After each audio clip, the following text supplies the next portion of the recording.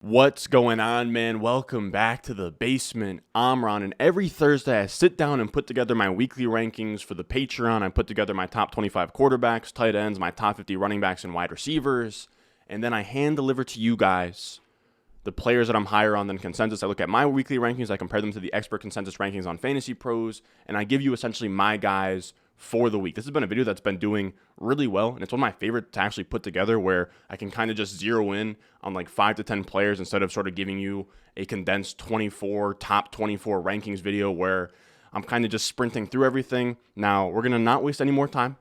If you want access to the complete rankings, that'll be down below in the description, down below in the comments, patreon.com/Ron Stewart. If not, and you happen to enjoy this video, make sure you go down below, subscribe, leave a like. Let's go.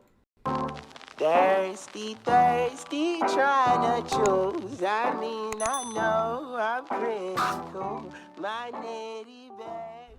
Now, first up, we actually have a guy who I recommended as a sell candidate in our buy and sell video. And honestly, me putting him on here might give you the push to keep him for a week and then sell high after 2 straight good weeks. But I think that Brian Robinson is actually in a really, really good spot this week. He is going to be in Houston. He is my RB24. He is the expert consensus ranking RB27. So I'm 3 spots higher than consensus on him. And the Texans are a dream matchup for a between the tackles grinder like Brian Robinson. The Texans are a run funnel defense where they essentially invite teams to run the ball on them. Or they don't invite them purposely, but their run defense is just that bad. The Texans are first in pass rate over expectation allowed to their opponents. On average, their opponents are passing the ball at -9% over expectation. So in any neutral spot, in any given spot, let's say you are first and 10 and the expected pass rate there is 50%. Texans opponents are throwing it only 41% of the time. That is absolutely insane. So teams want to run the ball against the Texans because of how bad they are. They can't stop a nosebleed between the tackles, and Washington will have no issue just allowing that to happen. They just played the Eagles, who, despite having a great defense, without Jordan Davis, they can't stop the run. Now, they did just add Linval Joseph, and they added Ndamukong, I think, which is going to help them a ton at stopping the run. But last week, they rushed the ball 49 times against a banged-up Eagles defense. Brian Robinson had a career-high 26 rush attempts. And Washington, again, with Taylor Heinicke at quarterback, they have no problem just obliging and saying, hey, if the run game is working, then we're just going to run it down their throats the entire game. I think that's what's going to happen here. They're rolling into Houston. I believe they're favorites. The Texans are allowing the most adjusted fantasy points per game to running backs and have the second worst rush DVOA defense, which is just Football Outsiders' efficiency metric. They suck against the run, is essentially what that's saying. So I think he's a great running back 2 option this week. I think he's pretty likely to see like 20 carries for like 80 yards and a touchdown. That's a pretty standard Brian Robinson stat line that we've been getting recently, but I think he's a nice RB2 option for that reason. Now, the next player we'll talk about is going to be Adam Thielen here. And he's been tough this year. He hasn't been amazing, but consensus has him at wide receiver 28. And you have to remember, this is a really ugly week, man. So Bucks are on bye, so that means Mike Evans and Godwin are on bye. The Jags are on bye, so no Christian Kirk. You also have, I'm trying to think of the other one, but there's another one. Jaguars, Seahawks, so like Metcalf and Lockett isn't out there. You have Jalen Waddle and Tyreek Hill isn't in these wide receiver rankings. It's ugly this week. But I have Adam Thielen as my wide receiver 23 at home versus Dallas. I'm 5 spots higher than consensus. And I just absolutely love this game environment in Minnesota. It's going to be a dome game. You have 2 teams that are playing fast. They're both top 7 in neutral pace. And the Cowboys are a good defense, but they aren't as elite as they were early on in the season. They're allowing 22 points per game to opposing defenses since Dak returned in Week 7, which is about 15. So they're about league average in points per game allowed to offenses, 22 points per game, after allowing just 16.3 points per game, which was the 3rd lowest before Dak Prescott came into the fold. I think that's because they're running more plays, they're passing the ball more, they're almost inviting more shootouts in a way where with, I was going to say Ben DiNucci, but it's Cooper Rush. They're just running the ball, trying to, keep it a low-scoring game, run the ball, control the tempo, play defense. They have a little bit of a different identity here. Their defense is slumping a little bit. And you also have the Vikings on the other side, who over their last 3 games are allowing the 10th most points per game to offenses, allowing 24.3 points per game.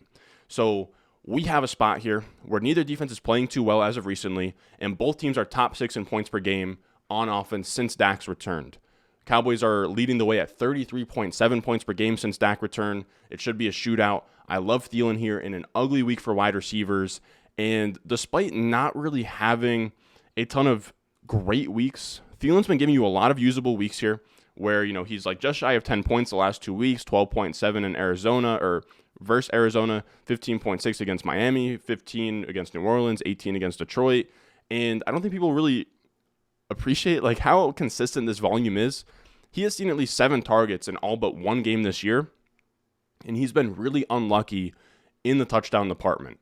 We have PFF's expected points per game model, which is takes into account, the volume, the targets, your ADOT, how many points should you be putting up, and they actually not only give you expected points per game, but they actually divide it into stats. So they'll give you your expected receptions, your expected yards, your expected touchdowns.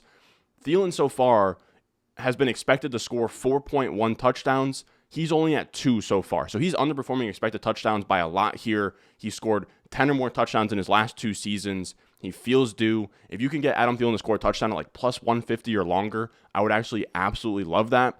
And you also have on the other side, Dallas hasn't been that great at defending receiving touchdowns. They have allowed 1.11 receiving touchdowns per game to wide receivers, the 6th most in the NFL. I love Adam Thielen to give you 5 for 50 and a touchdown this week in what should be a shootout. Now, after that, I've never done this before. This is an onslaught. This is 4 players at once. And I'm prepared to get burned here. But I love the Falcons offense, the entire thing.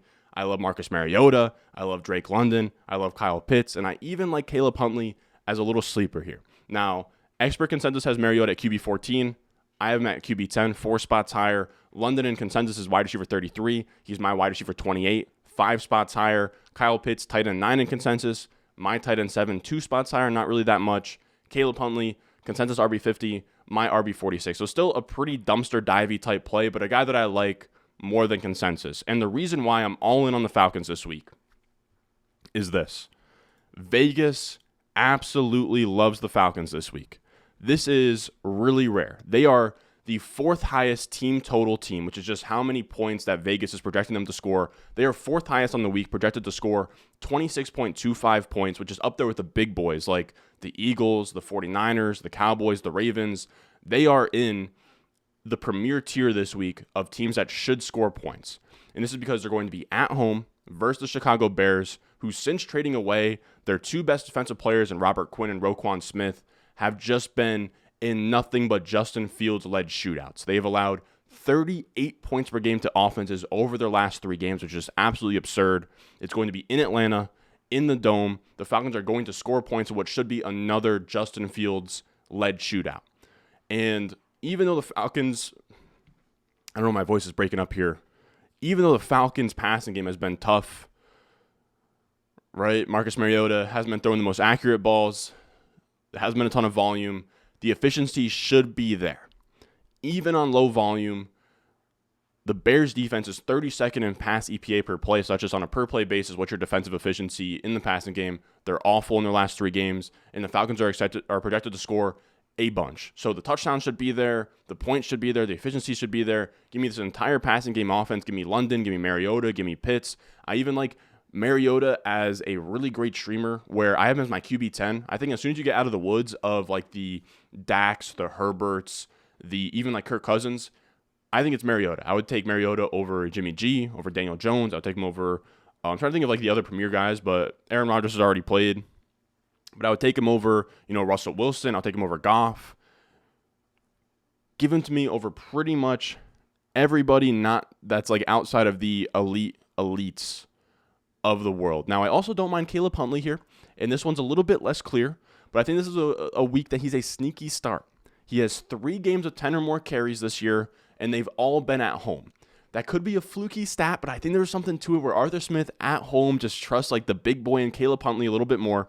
He's going up against a soft defense in the Bears, who are allowing the 7th most adjusted points to running backs on the entire year. This is not just a Roquan Smith, Robert Quinn thing. They have been bad at stopping the run all year long. There's going to be a lot of points here. Maybe he punches one in. It wouldn't shock me if he had like 9 for 40 and a touchdown, it really wouldn't shock me. This is a desperation start. I know the title of the video is the must start, and you guys love to get triggered over the must start title.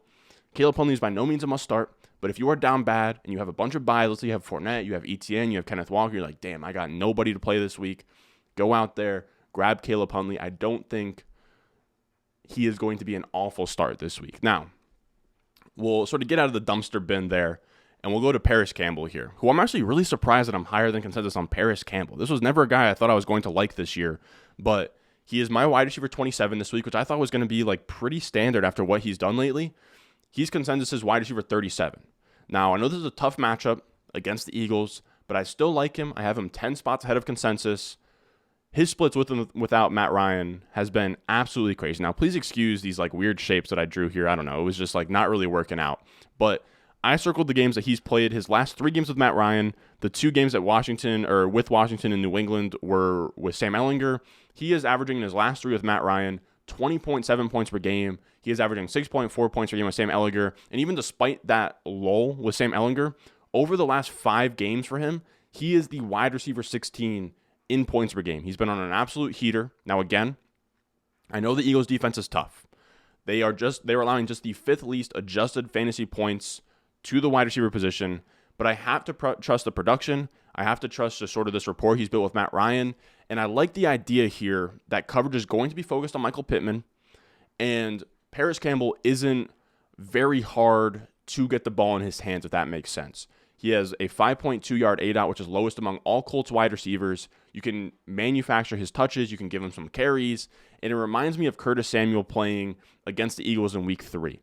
Curtis Samuel's in a similar role where he's, kind of a gadgety guy. He plays in the slot, lower ADOT. And he had 10 targets, 7 catches, 48 yards, 13.1 PPR points. So not a crazy day, but at wide receiver 27 in your flex spot, you'll take that all day long. And also 10 targets, that could lead to, instead of 7 for 48, that could lead to 7 for 75 and a touchdown. So I like him this week. I think he's just a fine flex option. Again, it's a really ugly week for wide receivers, so I like the idea of firing up a Parris Campbell. Now, after that, we have a pair of Chiefs here. We have Marquez Valdes-Scantling and Jerick McKinnon playing in Los Angeles against the Chargers, and you have MVS, that is consensus wide receiver 38. He's my wide receiver 34, so I'm 4 spots higher than consensus. Jerick McKinnon is the RB 39 in consensus. He's my RB 34, so I'm 5 spots higher on McKinnon. And this is a matchup, a game environment that you want to be attacking here, where the over-under is 51.5. It is the highest one of the week, and the Chargers have Keenan Allen back. They have Mike Williams back. It should be a little bit more of a competitive game here, where the Chiefs are only 4.5-point favorites. They're not going to come in there and steamroll them. It should be a back-and-forth affair. Should be high scoring, and we want to attack that. And when we talk about Marquez Valdes-Scantling, you have Mecole Hardman on injured reserve. You have Juju dealing with a concussion right now. We don't know what his status is like. MVS, regardless, should be running a ton of routes in a high-scoring environment, and I love his downfield role. He doesn't have to catch a ton of balls to really be usable in fantasy. He has a 13.3-yard ADOT. The Chargers are allowing the 7th most explosive pass plays in the NFL, and this could be the week. I believe that he had one last week where he had like 14, 15 points. He connected with Mahomes on a couple deep ones. I like the idea that he'll connect on a deep one or two with Mahomes this week. I think that he can be a nice spike week guy. Now, for sure, he's a boom-busty type play, but I think this is one of the weeks that you can put MVS into your lineup in an ugly week with a lot of buys. And then I also like Jerick McKinnon as well. And I know we've been talking a ton about Isaiah Pacheco, but with McKinnon, he is actually leading this backfield over the last 2 games in expected points per game. So just based on how many carries you have, how many targets, how many points per game should you have, he should be at 12.3 points per game over his last 2 on volume alone, which is actually more than Clyde Edwards-Helaire and Pacheco combined. And you have this nice matchup here where there's going to be a lot of points on the board, and the Chargers are allowing the 3rd most adjusted fantasy points to running backs. I like McKinnon. I don't think he has a ton of upside, but I think he's a really nice floor play if you're out there and you're a hero RB build or a 0 RB build. He should give you a nice 10 to 15 PPR point floor in your RB2 spot this week. Now, our last start of the week is going to be Michael Gallup. And he's been kind of quiet, but I have him as my wide receiver 37.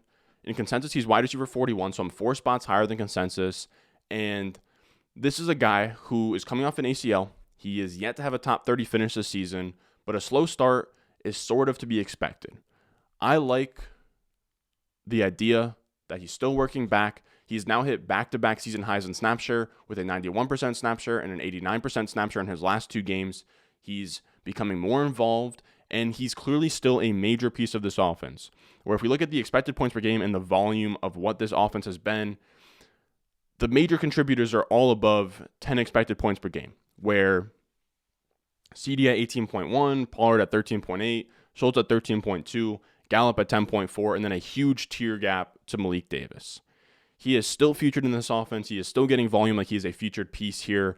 And we just talked about this game environment. Not just talked about it. We talked about it with Thielen. We love this game environment. Minnesota, Cowboys, they both play fast. Their defenses have been not so great recently. It should be a shootout environment. And Minnesota against wide receivers is not that great. They're allowing the 6th most adjusted fantasy points to wide receivers. So I really don't mind Gallup as a boom-bust flex play this week in what should be a shootout. I like him to sort of get maybe like 5 catches for 60 yards and a touchdown. I think that's in his wheelhouse to sort of give fantasy managers finally a usable week, again, on a week where wide receivers are really thin. Now, that is going to do it for us today. As always, if you want access to the complete rankings for Week 11, that'll be on Patreon, patreon.com/Ron Stewart.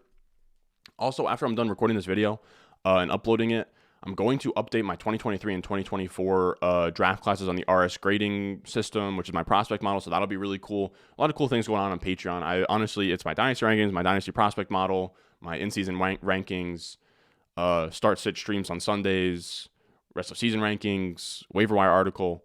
I do a ton on there. So if you want to check that out, that's cool. If not, that's all good as well. As always, if you enjoyed, make sure down below, subscribe, leave a like, and I will see you guys in the next one.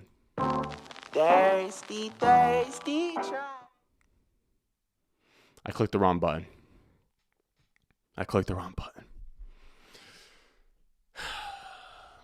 You hate to see it, but I will see you guys. I will see you guys in the next one. I got the juice, I got the juice. Channel, Chatham's on. Foolies glad I'm home. Even my haters kinda glad I'm on. Rest in peace to my vagabond. Rapper, song, singer, suspended, subpoena from Mr. Me.